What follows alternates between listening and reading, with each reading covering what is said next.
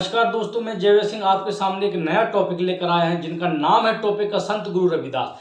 हमारे भारत देश में 15वीं शताब्दी के लगभग बनारस के आसपास सीर गोवर्धनपुर में एक महान संत पैदा हुए जिनका नाम है संत गुरु रविदास, जो कि भारत में चमार समुदाय में पैदा हुए। ये ऐसे महान संत की कुछ शिक्षाओं और इनकी भक्ति आंदोलन से प्रेरित होकर आज संपूर्ण विश्व में इनको याद किया जाता है। उनकी हाल ही में 12 फरवरी 2025 में जयंती मनाई जानी है, तो मैंने सोचा क्यों ना आपको इनके बारे में कुछ जानकारी प्रदान की जाए। वैसे मैं उम्मीद करते हैं संत गुरु रविदास की जानकारी संपूर्ण विश्व में लोगों को जहाँ तरह पता है इनके बारे में।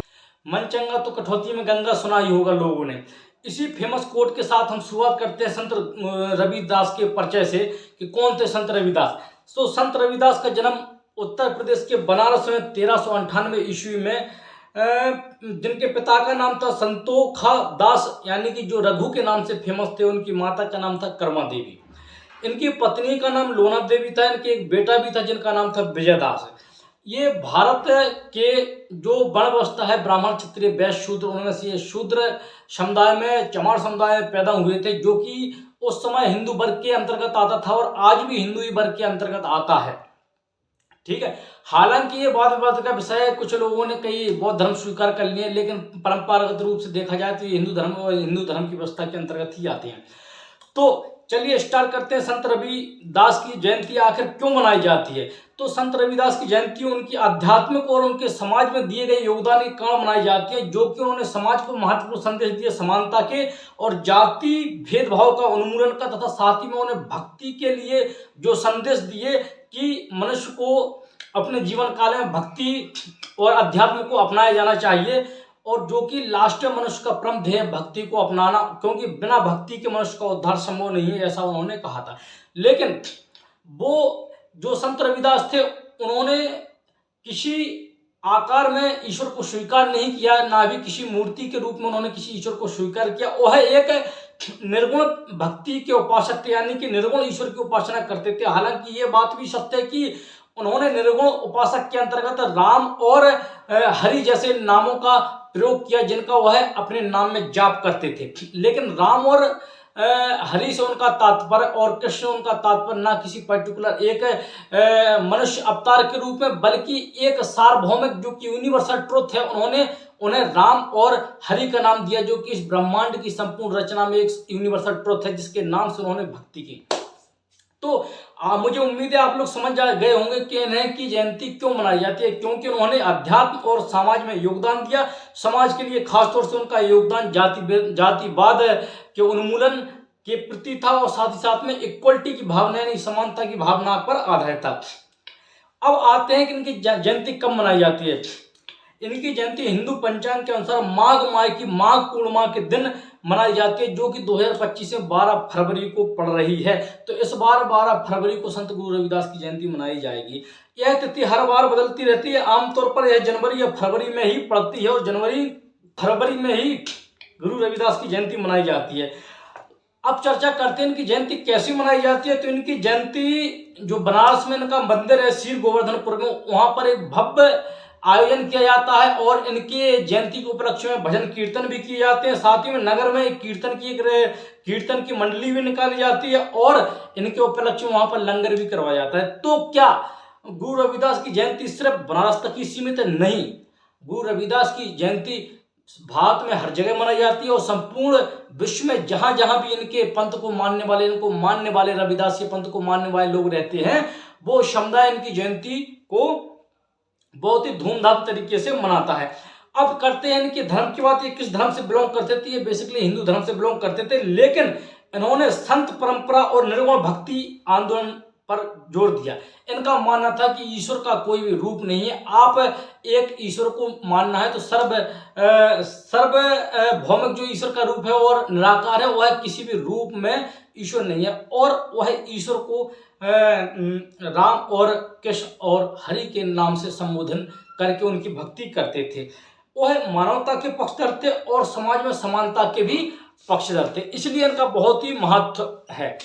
उनकी कुछ शिक्षाएं हैं जो संपूर्ण विश्व में प्रचलित है, यानी कि उनकी शिक्षाओं में एक निर्गुण भक्ति आती है, साथ ही साथ और संप्रदाय जो कि हिंदू संप्रदाय, उसमें यह मेन रूप से इस बात के विरोधी थे कि जो 4 वर्ण उनमें बांटे गए हिंदू में, ब्राह्मण क्षत्रिय वैश्य, उसमें जो कि असमानता की भावना है वह मुख्य रूप से इसके विरोधी थे कि वह मानते थे कि ईश्वर ने संपूर्ण मनुष्य को ठीक उसी प्रकार से उत्पन्न किया है जिस प्रकार से कि अन्य वर्णों को पैदा किया है। तो उनका मानना है कि समाज में संपूर्ण मानवता की एक जाति होती है, यानी कि समाज में जाति और मानवता की जाति, यहाँ आकर हम लोगों ने आपसी में जातिगत बंटवारा कर दिया है। लेकिन जातिगत बंटवारे के साथ तो इसके विरोधी थे कि किसी भी जाति को नीचा ना समझा जाए, और जो भी है कि संपूर्ण जातियां संपूर्ण विश्व में एक मानवता की भावना के साथ रहा जाए, जिससे कि विश्व का कल्याण हो। तो क्या यह हिंदू धर्म तक ही सीमित है? नहीं, जो कि भारत में बहुत ही फेमस धर्म है जिसका नाम है सिख धर्म। सिख धर्म में गुरु ग्रंथ साहिब में भी उनके कुछ कोर्स, कुछ संकलन, कुछ कृतियां गुरु ग्रंथ साहिब में अंकित की गई हैं, यानी गुरु ग्रंथ साहिब में कुछ उनके जो उपदेश हैं वह पढ़ाए गए हैं और वहां पर लिखे भी गए हैं, जो कि सिख धर्म को मानने वाले लोग फॉलो करते हैं। एक विशेषता यह है कि सिख धर्म में भी जिस जाति, जिस समुदाय से ये आते थे, यानी चमार समुदाय से आते थे, ये सिख धर्म का भी एक प्रमुख जाति है। यानी चमार जाति जो भी है वो सिख धर्म में एक महत्वपूर्ण और एक वर्चस्वशाली जाति मानी गई है। अब आते हैं इनकी कुछ फेमस कोट, जैसा कि आप लोगों ने सुना होगा, मन चंगा तो कठौती में गंगा। ये आखिर के फेमस क्यों है? तो गंगा माता ने उन्हें वरदान दिया था कि आपका जहां मन होगा वहीं पर समझ लो गंगा है। यानी कहने का तात्पर्य यह है कि जब एक बार बहस छिड़ गई तो कि आप रविदास जी इतना करते हैं, इतनी भक्ति करती हैं, तो कैसे माने कि आप कुछ प्रमाण दीजिए आप गंगा। तो बहुत से लोगों ने कहा कि जाओ आप इतनी भक्ति करते, गंगा में स्नान करके आओ और शायद गंगा में स्नान करो और गंगा माँ के दर्शन कर लो। तो उन्होंने कहा हमें गंगा जाने की जरूरत नहीं है, हमारा अगर मन पवित्र है, हमारा क्या किसी भी ईश्वर का मन पवित्र है तो वहीं पर गंगा है। तो लोगों ने उस समय जो ब्राह्मणवादी लोग थे उन्होंने कहा कि तो इस बात को आप प्रमाणित कीजिए गुरु रविदास जी कि अगर आपका मन पवित्र है तो यहीं पर गंगा है। तो क्योंकि उनका व्यापार जो था वो लेदर का व्यापार था, वो जूते बनाते थे, चमड़े का व्यापार था। तो चमड़े का जो व्यापार करता है उनके पास एक बर्तन रखा रहता है जिसमें वो जूता डुबोया जाता है। उस जूते को, उसमें बेसिकली बर्तन होता है, उसमें पानी भरा रहता है। तो उन्होंने कहा ठीक है, तो उन्होंने उसी में माँ का आह्वान किया। तो उसी जो कठौती थी उनकी पानी की भरी हुई, उसी में गंगा माँ प्रकट हो गई वहां पर, और प्रकट होकर उन्होंने एक कंगन प्रदान किया और उन्हें वरदान दिया कि रविदास जी आपका जहां मन होगा तो वहां हम आपके साथ होंगे। तो यहाँ कहने का मतलब, तो यहाँ से बहुत ही एक कोट फेमस हुआ कि मन चंगा तो कठौती में गंगा। दूसरा जो डिबेट का कारण बनता है कि संत गुरु रविदास और तुलसीदास के बीच कोई विवाद था। अच्छा, बेसिकली दोनों ही संत महान हैं, यानी संत रविदास और संत गुरु तुलसीदास दोनों ही महान संत हैं। लेकिन जो लोग जानते नहीं हैं, जो जातिगत बढ़ावा देते हैं, ऐसे बेवकूफ लोगों से हम कहेंगे, ऐसे जो राजनीति की रोटी सेकते हैं, ऐसे लोगों से दूर रहें और इतिहास के तथ्यों के साथ हमें इस बात का बहस करनी चाहिए कि क्या दोनों में कुछ मतभेद था। तो चलिए जानते हैं। सर्वप्रथम तो गुरु रविदास का जन्म जब हुआ था तो उस समय तुलसीदास का जन्म नहीं हुआ था, यानी कि संत रविदास का जन्म पहले हो चुका था। और जब संत रविदास की मृत्यु हो चुकी थी उसके बाद तुलसीदास का जन्म हुआ था। यानी कि इस तथ्य से हमें एक ये देखने को प्रमाणित होता है कि दोनों का कभी आमने सामने कभी डिबेट यानी कि वाद विवाद हुआ ही नहीं है, ना ही चर्चा हुई, क्योंकि जो इंसान पैदा ही नहीं हुआ उस समय, तो कैसे दोनों का आपसी में चर्चा के लिए मौका मिलता। पहला तो यानी ये स्पष्ट इतिहास के तथ्यों से कि संत रविदास और तुलसीदास के बीच कोई विवाद का विषय नहीं था। तो विषय क्या था? हाँ, जब भी कोई महान संत या महान व्यक्ति जो अच्छे प्रवचन या अच्छे उपदेश या कोई अच्छा कार्य करता है तो उनके लाखों की संख्या में, करोड़ों की संख्या में फॉलोअर्स होते हैं, जो कि संत रविदास और संत तुलसीदास के भी थे और हैं और रहेंगे। ठीक है, तो हालांकि इनके अनुयायियों में यानी कि इनको जो फॉलोअर्स थे उन्होंने मतभेद है। वो कहते हैं कि संत रविदास की शिक्षा अच्छी है, कुछ कहते हैं तुलसीदास की शिक्षा अच्छी है।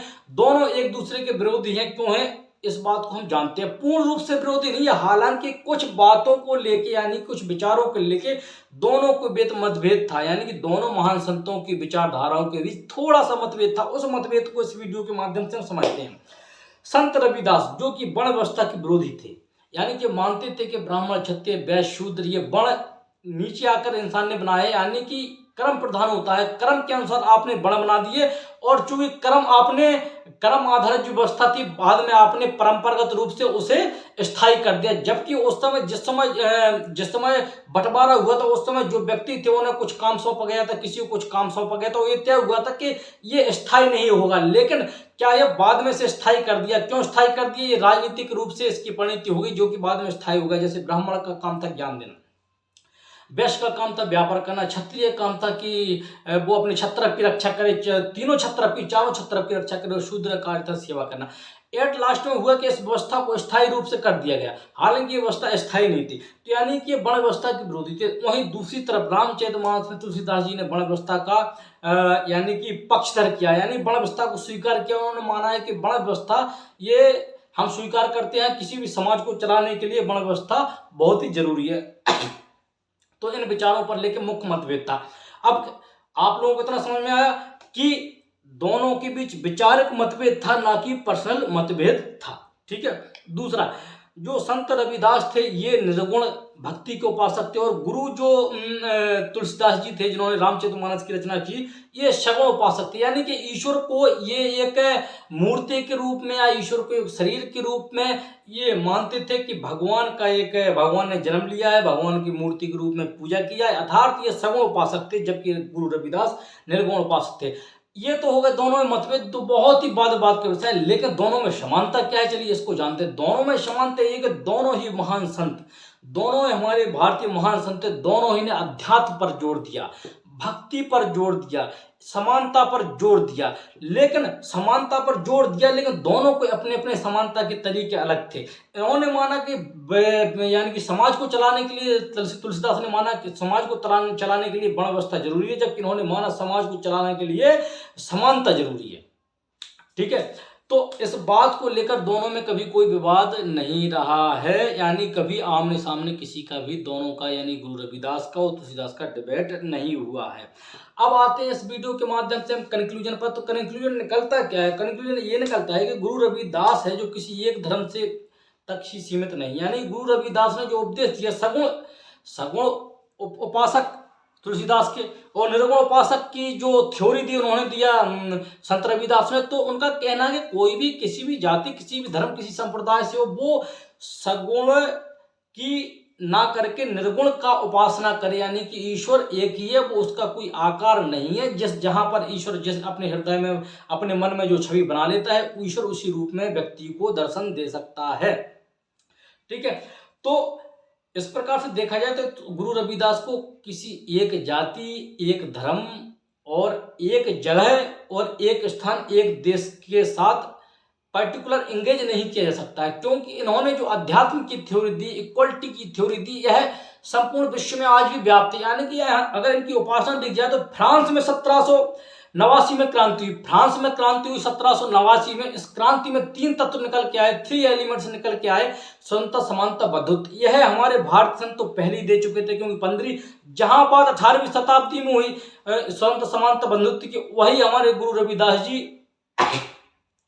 15वीं शताब्दी में दे चुकी है। उसके बाद 15वीं शताब्दी के बाद जस्ट इनके जन्म के बाद गुरु तुलसीदास आए, उन्होंने भी यही थ्योरी दी कि भक्ति की थ्योरी दी, और उन्होंने यह थ्योरी दी कि अगर किसी भी समाज को चलाना है तो हमें एक भाईचारे की भावना रखनी पड़ेगी। ठीक है। तो एक छोटा सा ब्रीफ इंट्रोडक्शन था इस वीडियो के माध्यम से, ताकि आप लोग हमारे भारतीय संतों को जान सकें।